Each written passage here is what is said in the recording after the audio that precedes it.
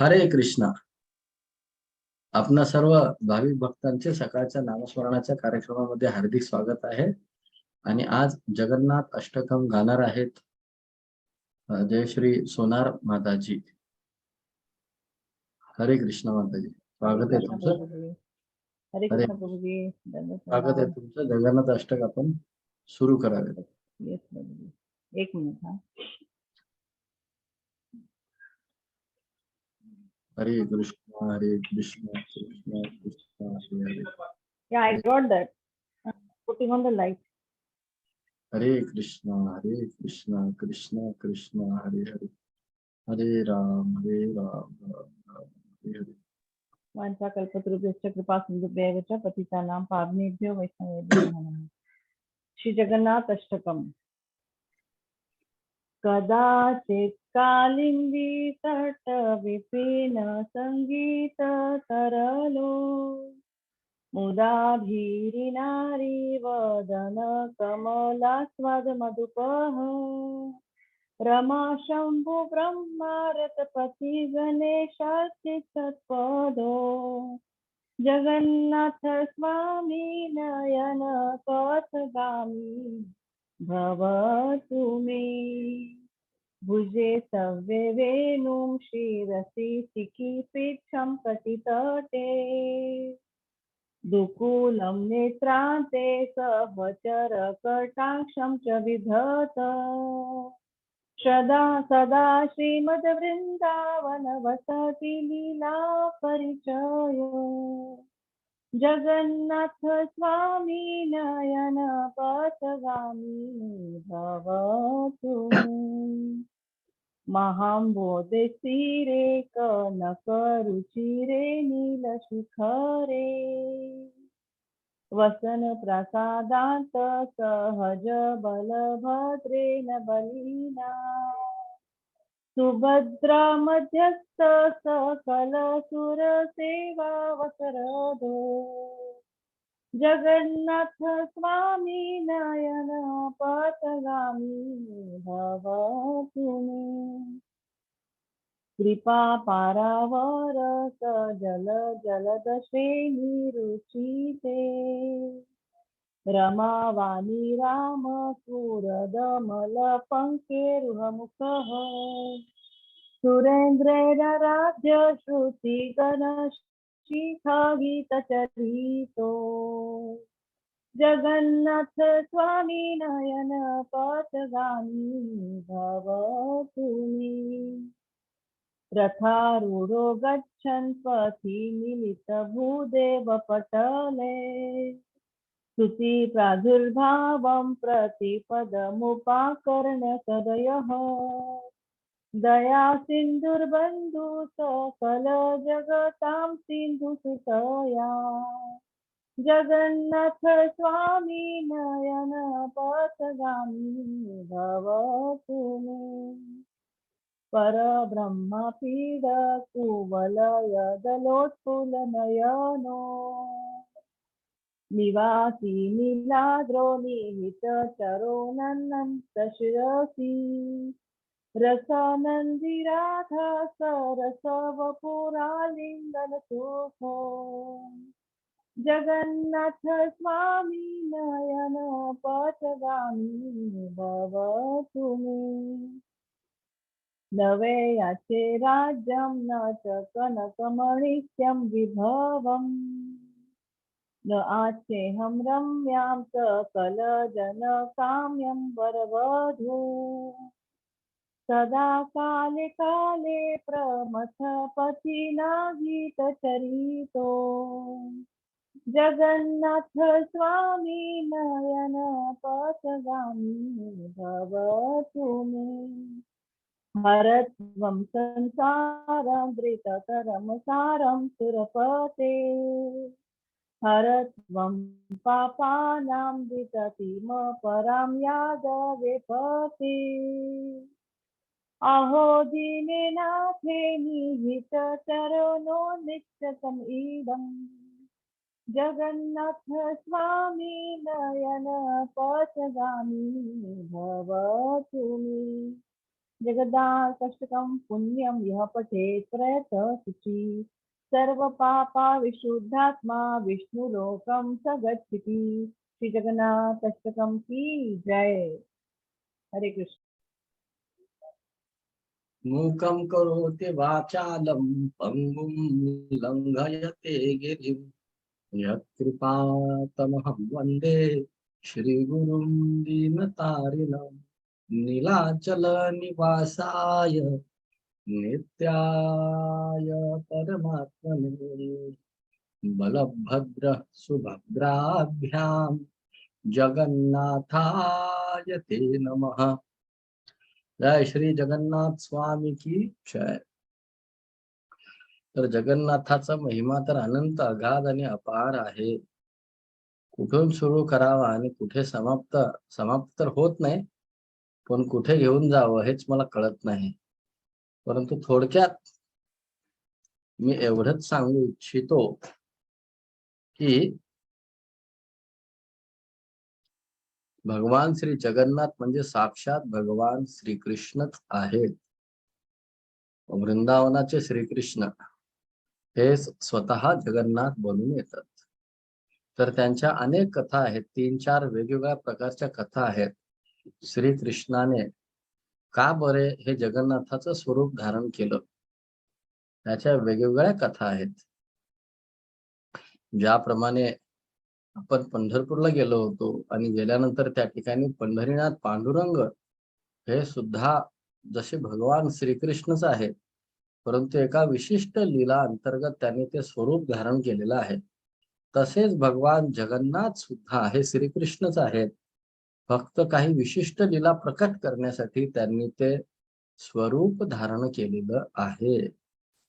तर ते जगन्नाथ कसे प्रकटतात त्याच्या वेगवेगळ्या कथा आहेत, तर त्या मी सांगण्याचा प्रयत्न करेन. तसं पाहायला गेलं तर ही कथा सुमारे 2 तास चालणारी कथा आहे आणि आपल्याला वेळ आहे सुमारे 15 मिनिट. तर या 15 मिनिटांमध्ये काय काय कथा आपण कव्हर करू शकतो हे पाहू. तर श्रील गौर गोविंद स्वामी महाराज ह्या कथा सांगतात. श्रील गौर गोविंद स्वामी महाराज हे जगद्गुरु श्रील प्रभुपादांचे अत्यंत प्रिय शिष्य होते, ज्यांनी भुवनेश्वर मंदिर कृष्ण बलराम मंदिर ज्यांनी बांधलं भुवनेश्वर मध्ये, असे महाराज हे भगवान श्री चैतन्य महाप्रभूचे नित्य सिद्ध भक्त होते आणि त्यांनी या कथा सांगितलेल्या आहेत. आणि मी वर्तमान आचार्य गुरुवृंदांच्या मुखारविंदातून या कथा श्रवण केलेल्या आहेत, त्या मी तुमच्या समोर सादर करत आहे. तर एकदा द्वारकेमध्ये रुक्मिणी, सत्यभामा, जांबवती, लक्ष्मणा इत्यादी ज्या कृष्णाच्या राण्या होत्या, पटराण्या 8 होत्या आणि 16,100 त्या त्यांच्या राण्या होत्या. त्या सर्वजण एकत्रित येऊन चर्चा करू लागल्या की असं काय विशेष होतं गोकुळवासी गोपीजनांच्या मध्ये की ज्यामुळे श्रीकृष्ण जरी आमच्या सोबत राहत असले तरी ते रात्री निद्रिस्त अवस्थेत नेहमी या गोपींच्या नावाने आक्रोश करतात. हे राधे व्रज देवीचे चललिते, हे राधा राणी, हे व्रजदेवी, हे ललिता, हे विशाखा, हे तुंगविद्या, हे चंपकलता, हे चित्रा, हे रंगदेवी, हे सुदेवी, हे इंदुलेखा, या गोपींची नावं श्रीकृष्ण मोठ्या मोठ्याने आक्रोश करून घ्यायचे रात्री. कुठे द्वारकेमध्ये शेजारी सत्यभामा असेल किंवा रुक्मिणी असेल किंवा जांबवती असेल, त्यांच्या समवेत झोपलेलं असताना सुद्धा श्रीकृष्ण त्या गोपींची नावं घ्यायचे. या राण्यांना प्रश्न पडतो की आम्ही इतके सुंदर आहोत आणि आमच्याकडून श्रीकृष्णांच्या सेवेमध्ये कसल्याही प्रकारची कसूर केली जात नाही, कमतरता पडत नाही, तरी सुद्धा भगवंतांना या गोपींची इतकी का ओढ, इतका लळा, इतका स्नेह कशासाठी, इतकं प्रेम का बरे, असं काय होतं त्यांच्या प्रेमामध्ये, या सर्वांना प्रश्न पडतो. आणि हे सर्वजण एक युनियन बनवतात, सगळेजण एकत्र येतात आणि ते सर्वजण विचारतात रोहिणी मातेला, बलरामाच्या आईला. रोहिणी माता ही वसुदेवाचीच पत्नी होती. वसुदेवाला साधारण 17 पत्न्या होत्या. त्यातील देवकी प्रमुख होती. कारण देवकी आणि वसुदेवाचा मुलगा कंसमामाला मारणार होता, म्हणून त्या दोघांनाच तुरुंगात टाकलं होतं. बाकी 16 पत्न्या इतर नातेवाईकांच्या घरी आश्रय घेतल्या होत्या. त्यातील रोहिणी सुद्धा एक पत्नी होती वसुदेवाची. तिने आश्रय घेतला नंदबाबाच्या घरी, ज्यावेळेला वसुदेवजी तुरुंगामध्ये होते देवकी सोबत. आणि रोहिणी माता जी होती ही नंदबाबाच्या घरी राहत होती. तिच्या समोर श्रीकृष्णाचा जन्म झाला. तिच्या समोर तिने पाहिलं कसं श्रीकृष्णाने पूतना मावशीला मारलं, तृणावर्त, अघासूर, बकासूर या सर्व राक्षसांचा उद्धार करून, कृष्ण माखन चोरी करून त्यांनी कसं गोवर्धन धारण केला आणि कशा रीतीने त्यांनी अनेक असुरांचा उद्धार करून ब्रजवासींचे रक्षण केलं. आणि त्याचबरोबर त्यांनी गोपींच्या बरोबर कसा प्रणय लीला केल्या, रासलीला केल्या, या सर्व गोष्टींची घटनास्थळीची साक्षीदार होती माता रोहिणी. आणि ही रोहिणी माता एकमेव अशी माता आहे जी गोकुळात महावन मध्ये होती, जी वृंदावन मध्ये होती, आणि ती एकमेव अशी ती मथुरेत सुद्धा होती, आणि तीच एकमेव अशी ती द्वारकेमध्ये सुद्धा होती. कारण गोकुळातून यशोदा मैया मथुरेला येत नाही, आणि देवकी माता जी मथुरेत होती ती गोकुळात जात नाही. केवळ रोहिणी माता श्रीकृष्णाच्या जन्मापासून ते अंतर्धानापर्यंतच्या सर्व लीला प्रत्यक्ष याची देही याची डोळा स्वतः दर्शन करून त्याच्या घटनास्थळीचे प्रत्यक्ष साक्षीदार होते. म्हणून या सर्व राण्या एकत्र येतात आणि त्या माता रोहिणीला द्वारकेत विचारतात. यशोदा मैया कधी द्वारकेला जात नाही, रोहिणी माता जाते, पण यशोदा कधी जात नाही. कारण वसुदेव सुटले जातात तुरुंगातून, कृष्णाने कंस मामाचा वध केलाय, पती आता सुखरूप आहेत, तर पती सोबत राहण्यासाठी ती द्वारकेला येऊन राहते. आणि काही वर्षानंतर ज्यावेळेला ह्या राण्यांना प्रश्न पडतो की का बरे कृष्ण इतका गोपींच्या प्रती आकर्षित आहे, तर त्यावेळेला रोहिणी माता म्हणते, मी वर्णन करेन का वृंदावनातील जे प्रेम आहे ते किती महान आहे याचं वर्णन मी करून सांगेन, परंतु एकच अट अशी आहे की या ब्रजलीला इतक्या सुंदर, मनमोहक आणि आकर्षक आहेत. जर या ब्रजलीला श्रीकृष्ण बलरामांच्या बालपणीच्या लीला आणि वृंदावनातील त्यांच्या रासलीला जर स्वतः कृष्ण बलरामांनी श्रवण केल्या तर ते द्वारकेत राहणार नाहीत. ते तुम्हा आम्हाला सोडून पुन्हा वृंदावनाला निघून जातील. त्यामुळे आपल्याला एक काळजी घ्यावयास हवी, ती म्हणजे मी कथा सांगत असताना जर कृष्ण आणि बलराम आले तर कोणीतरी मला येऊन अगोदरच सांगायचं कृष्ण बलराम आलेत, त्यावेळी मी कथा थांबवेन. तर श्रवण कसं करावं याचं एक सर्वोत्तम उदाहरण म्हणजे जगन्नाथाचं प्राकट्य. तर रोहिणी माता कथा कशी वर्णन करते, तिला थांग पत्ता लागत नाही, कोण आले, कोण बसले, कोण गेले. ती इतकी मंत्रमुग्ध होऊन कथा सांगत असते. आणि ते ठरवतात की सुभद्रा देवी चौकटीजवळ थांबेल, दरवाजाजवळ, आणि जर श्रीकृष्ण बलराम आले तर ती धावत पळत येऊन सांगेल की आता कथा थांबवा म्हणून.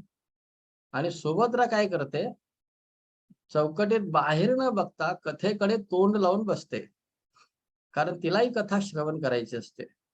सुभद्रेला सांगितलेलं असतं. जसं रोहिणी माता कथा सांगायला सुरुवात करते ती तल्लीन होऊन जाते, तिच्या लक्षातच येत नाही की कोण आले, कोण गेले. आणि सुभद्रा देवी आणि सर्व राण्या या कथा श्रवण करतात. सुभद्रा देवीला खरं तर सेवा होती कृष्ण बलराम आले का नाही ते पाहत बाहेर बघण्याची. ती अंतर्मुख होऊन आतल्या दिशेने पाहत कथा श्रवण करत असते. तिच्या ध्यानातच येत नाही, तिचे सर्वांग आकुंचन पावतात, आणि तेवढ्यात तिथं कृष्ण बलराम येतात. सुभद्रेच्या उजव्या बाजूला बलराम दादा उभे राहतात आणि सुभद्रेच्या डाव्या बाजूला कृष्ण कन्हैया उभे राहतात. आणि ते म्हणतात, हा ब्रजलीला, वृंदावनाच्या लीला, आणि ते सुद्धा ऐकत बसतात. आणि त्या ब्रजलीला स्वतः रोहिणी माता वर्णन करत होते मंत्रमुग्ध आणि तल्लीन होऊन. आणि हे कृष्ण, बलराम आणि सुभद्रा हे तिघेही अत्यंत ध्यानपूर्वक, त्या राण्याही ध्यानपूर्वक श्रवण करत होत्या. इतके तल्लीन होऊन ते ध्यानपूर्वक श्रवण करत होते की कोणालाच कशाचंच भान राहिलं नव्हतं. आणि या तिघांचं, कृष्ण, बलराम आणि सुभद्रा यांचे अवयव आकुंचन पावतात. एखाद्या भोपळ्याप्रमाणे त्यांचे हात पोटामध्ये निघून जातात, त्यांचे हात गायब होतात जवळजवळ, त्यांचे डोळे विस्फारतात आणि कृष्णाच्या चेहऱ्यावर प्रचंड मोठं स्मित हास्य प्रकट होतं. आणि त्यावेळेला अचानक नारद मुनी प्रकट होतात आणि नारद मुनी म्हणतात, ते टाळ्या वाजवायला लागतात, मी पाहिलं, मी पाहिलं, मी पाहिलं, मी पाहिलं. मग सर्वांच्या लक्षात येतं की इथं कृष्ण बलराम आलेले आहेत. आणि सुभद्रा काय करते बघा, ती तर पूर्णपणे गायबच आहे कथेमध्ये, पूर्ण हरवून गेली कथेमध्ये. आणि मग त्यावेळेला कृष्ण बलराम भानावर येतात आणि नारद मुनी श्री कृष्ण बलराम ज्यांनी जगन्नाथ, बलदेव आणि सुभद्राचं रूप धारण केलं असतं त्यांना विनंती करतात की हे भगवान, तुम्ही हे जे स्वरूप आहे हे तुम्ही आम्हा सर्वांना जगाच्या पाठीवर कुठेतरी दर्शन देण्यासाठी ठेवा. तर हे वरदान तर नंतर मागतात. त्याच्यामध्ये एक लीला होते, तर ती ध्यानपूर्वक श्रवण करा. अजून कृष्ण बलराम भानावर आलेले नसतात. सुभद्राही श्रवणच करत असते, तीही भानावर आलेली नसते. फक्त नारद मुनी, रोहिणी माता आणि राण्या ज्या होत्या सगळ्या, त्या भानावर आलेल्या असतात की अरे बापरे, मोठी चूक झाली. आता कृष्ण बलरामाने वृंदावनातील लीला श्रवण केल्या आणि ते आता कदाचित वृंदावनला जाण्यासाठी तत्पर होतील. मग नारद मुनी म्हणतात, एक काम करा, आपण काय करू, एक डुप्लिकेट, एक बनावट वृंदावन तयार करू, इथेच प्रति वृंदावन तयार करू. आणि मग ते यशोदा मैयाचा एक पुतळा बनवतात, नंदबाबाचा एक पुतळा बनवतात, मेणाचा, पूर्णपणे नंद भवन तयार करतात. आणि सगळ्या जशाच्या तसं वृंदावन प्रतिकृती तयार करतात, जसंच्या तसं. दोनच गोष्टी सजीव असतात, त्या म्हणजे गायी आणि रोहिणी माता. कारण रोहिणी माता वृंदावनात लीलेमध्ये होते ना, त्यामुळे ते चालले फिरले तर चालतं. बाकी कोणी मध्ये ढवळाढवळ करायची नव्हती. रुक्मिणी, सत्यभामा, जांबवती किंवा देवकी, वसुदेव यांनी आधीमध्ये यायचं नव्हतं, कारण हे सगळे द्वारका आणि मथुरेतले भक्त आहेत. असं नारद मुनींनी पूर्ण ड्रामा त्या ठिकाणी नाटकच रचलं. आणि मग श्रीकृष्ण भगवंतांना ते जागे करतात त्यांच्या भाव विभोर अवस्थेतून. आणि जसं ते जागे होतात, अजून कृष्ण वृंदावनाच्याच भावनेत असतात. त्यावेळेला श्रीकृष्ण यशोदामाईचा जो पुतळा असतो त्याच्या हातामध्ये लोण्याचा गोळा असतो, ते घेतात आणि यशोदामाईच्या पाया पडतात. म्हणतात, मला आज खूप उशीर झाला, खूप उशीर झाला. मला माहिती आहे तू माझ्या रागवलेस आई, तू माझ्याशी बोलणार नाहीस. चालेल, काही हरकत नाही, आज मी गायी घेऊन जातो. असं म्हणत श्रीकृष्ण तो लोण्याचा गोळा घेऊन नंदबाबाच्या हातामध्ये जी रस्सी आणि गाई चाराची लाठी होती ते घेतात. कृष्णाचा गैरसमज होतो, मी खूप उशिरा उठल्यामुळे आज माझ्याशी कोणीही बोलणार नाही. ठीक आहे. फक्त एक रोहिणी माताच असते, तीच आणून डबा देते. कारण रोहिणी माताला विजा सगळीकडे असतो, मथुरा, वृंदावन, द्वारका. ती आणून डबा देते कृष्णाला. कृष्ण रोहिणी मातेच्या पाया पडतात आणि निघतात, आपलं शिंग वाजवतात आणि सगळ्या गायांना घेतात आणि निघून चाललेले असतात. जाताना जंगलाच्या सुरुवातीला, उपवनाच्या सुरुवातीला तिथं राधाराणी असते आणि राधाराणीचा पण एक पुतळाच बनवलेला असतो. आणि कृष्ण तिच्या पाया पडायला लागतात, मला माफ कर, आज फार उशीर झाला. आणि हे सगळं नाटक या सगळ्या गोपी पाहत होत्या. या सगळ्या गोपी लपून छपून कृष्ण आज काय काय करतात बघूया. तर कृष्ण राधाराणीच्या चरणी नतमस्तक होतात आणि तिथं पाया पडायला लागतात आणि म्हणतात, मला माफ कर, मला माफ कर. तुला माहित नाही, मला फार झोप लागली होती, खूप झोप लागली होती, इतकी झोप लागली की फार मोठं स्वप्न पडलं होतं. आणि मी तिथून बाहेर गेलो होतो वृंदावनातून, तिथे मी राजा झालो द्वारकेचा. तिथे मला 16,108 विवाह करायला लागले आणि तिथं मी लग्न केलं होतं. सगळं स्वप्न एवढं मोठं होतं, एवढं मोठं होतं, एवढं मोठं होतं, की त्यामध्ये मी अनेक असुरांना मारलो. तिथं मला मुलं झाली आणि मी खरं सांगू का, हे सगळे 16,108 विवाह का केले माहितीये का? कारण तुम्ही माझ्या अनंत गोपींमध्ये 16,108 प्रमुख आहात. म्हणून मी स्वप्नामध्ये त्या राण्यांशी तुमच्या स्मरणार्थ त्यांच्याशी विवाह केला. तर विचार करा त्या रुक्मिणी, सत्यभामा, जांबुवतीला काय वाटलं असेल. असं म्हणून कृष्ण राधाराणीची माफी मागून त्या गाई गुरांना घेऊन सोबत ती दोरी आणि लाठी घेऊन निघतात बघतात तर काय, यमुना. आता द्वारकेला काय समुद्र आणि ती यमुना मोठीच होत चालली आहे, मोठीच होत चालली आहे. यमुना काही छोटी होईनाच. आणि मग श्रीकृष्णाच्या लक्षात थोडं आलं, काहीतरी गडबड आहे आज म्हणतात. आणि मग त्या ठिकाणी नारद मुनी प्रकट होतात आणि ते 2 जण टाळ्या वाजवून म्हणतात, जय जगन्नाथ, जय जगन्नाथ, जय जगन्नाथ. तर त्यावेळेला श्री देवर्षी नारद मुनी म्हणतात, की हे भगवान, तुमचं हे स्वरूप, जगन्नाथाचं स्वरूप आम्ही पाहिलेलं आहे आणि तुमचं जे ब्रजवासियांच्या प्रती प्रेम आहे ते अगाध, अनंत आणि अमर्याद आहे. तर हे जे दर्शन आहे, हे दर्शन पृथ्वीवरील समस्त भक्तांना कुठेतरी दर्शनासाठी प्राप्त व्हावं, अशी कृपा तुम्ही करावी. असे नारद मुनी ज्यावेळेला विनंती करतात, त्यावेळेला श्रीकृष्ण भगवंत म्हणतात, की ब्रह्माजीचं आयुष्य आहे 100 वर्ष. पहिली 50 वर्षे ब्रह्माजीची माझी सेवा केली जाईल नीलाचल पर्वतावर नील माधव म्हणून श्यामसुंदरच्या स्वरूपात आणि नंतरची 50 वर्षे जगन्नाथाच्या स्वरूपात नीलाचल, आचल म्हणजे पर्वत, नील म्हणजे जो निळा डोंगर आहे जगन्नाथपुरीमध्ये, त्या निळ्या डोंगरावरती नीलाचल निवासाय नित्याय परमात्मने. तर परमात्मा भगवान श्रीकृष्ण नित्य रूपाने त्या नीलाचलच्या डोंगरावरती राहतात. बलभद्र सुभद्राभ्याम जगन्नाथाय ते नमः. आपले थोरले बंधू बलभद्र आणि आपली बहीण सुभद्रा देवी यांच्या समवेत ते त्या ठिकाणी संपूर्ण जगताचा उद्धार करण्यासाठी ते स्थायिक आहेत. तर अशा भगवान जगन्नाथाचे प्राकट्य अशा प्रकारे झालं. तर ह्या 2 गोष्टी झाल्या. अजून 2-3 गोष्टी बाकी आहेत. कथा बाकी आहेत. त्या भविष्यात कधी जगन्नाथाची कृपा झाली तर आपण सांगू. जय जगन्नाथ स्वामी की जय. श्रील प्रभुपाद की जय. हरे कृष्ण प्रभूजी. खूप सुंदर गोष्ट आपण सांगितली जगन्नाथांची, जी सत्य आहे. आणि अजून एक आहे प्रभूजी, पण मे बी तुम्ही नंतर सांगताल की ते कसे प्रकट झाले, दारू ब्रह्म म्हणून कसे तो प्रकट मोठी झाले. लीला आहे ती. इंद्रद्युम्न स्वामी महाराज आणि भरपूर मोठी लीला आहे ती. आपण ते डिटेल मध्ये घ्यायचे मला तिथं. हा. ते तर आपण परत सगळ्या भक्तांच्या वतीने मी तुमचा खूप खूप धन्यवाद करते की तुम्ही आता हे एक आम्हाला जगन्नाथ या कहाण्या एक सांगतायत आणि तिथे जे प्रचिती होते लोकांना, अशी अपेक्षा आहे की ते पण आपण एक ऐकू कथांच्या मार्फत. तर खूप खूप धन्यवाद.